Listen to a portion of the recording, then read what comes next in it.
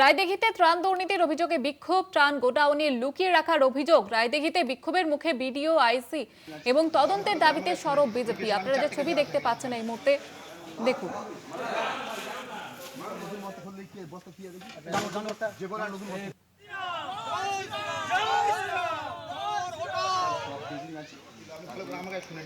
আমি 4 থেকে ফেরা থেকে ওখানে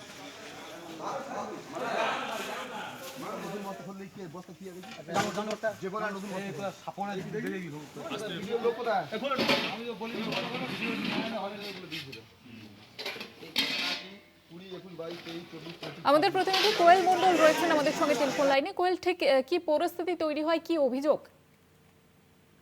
একদমই দেখো, রায়দিঘি বিধানসভার কোম্পানিটেক এলাকা একেবারে রায়দিঘি থানা এবং বিডি অফিস থেকে ঢিলছোড়া দূরত্বেই দীর্ঘদিন ধরে বন্ধ হয়ে পড়ে থাকা রাইস মিল, একটি পরিত্যক্ত রাইস মিলের গোডাউন থেকে প্রচুর পরিমাণে ঘূর্ণিঝড় বুলবুলের ত্রাণ সামগ্রী উদ্ধার হয়েছে এবং এই ত্রাণ সামগ্রী উদ্ধারকে কেন্দ্র করে ক্ষোভে ফেটে পড়ে এলাকার মানুষজন। তারা ঘটনাস্থলে পৌঁছে বিক্ষোভ দেখাতে শুরু করে। যেমনটা অভিযোগ সামনে আসছে, এই যখন সুন্দরবনের বুকে বুলবুল ঘূর্ণিঝড় আছড়ে পড়ে এবং সেই ঘূর্ণিঝড়ে প্রচুর পরিমাণে মানুষের ঘরবাড়ি নষ্ট হয়ে যায় এবং তারপর সরকারের তরফ থেকে প্রত্যেকটি ব্লক অফিসে পর্যাপ্ত পরিমাণে ত্রাণ সামগ্রী পৌঁছয়। সেই ত্রাণ সামগ্রী ক্ষতিগ্রস্ত পরিবারগুলির হাতে তুলে না দিয়ে সেই ত্রাণ সামগ্রী লুকিয়ে মজুত করে রাখা হয়েছিল ওই পরিত্যক্ত গোডাউনে এবং সেটি জানতে পারে স্থানীয় মানুষজন। তারা সেখানে রীতিমতন পৌঁছে গোডাউন থেকে সেই ত্রাণ সামগ্রী উদ্ধার করে।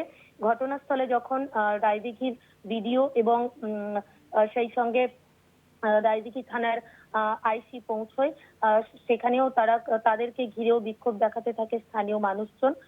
পরবর্তী সময় ঘটনাস্থলে পৌঁছয় রায়দিঘি বিধানসভা কেন্দ্রের বিজেপি প্রার্থী তথা নেতা পলাশ রানা। তিনি সুষ্ঠু তদন্তের দাবি জানিয়েছে। এই মুহূর্তে পরিস্থিতি একেবারে উত্তেজিত রয়েছে। গোডাউনটিকে বন্ধ করে রাখা হয়েছে, মোতায়েন করা হয়েছে বিশাল পুলিশ বাহিনী। একেবারে ধন্যবাদ কোয়েল। আমি বলি 20, 21, 22, 23, 24, 25, 26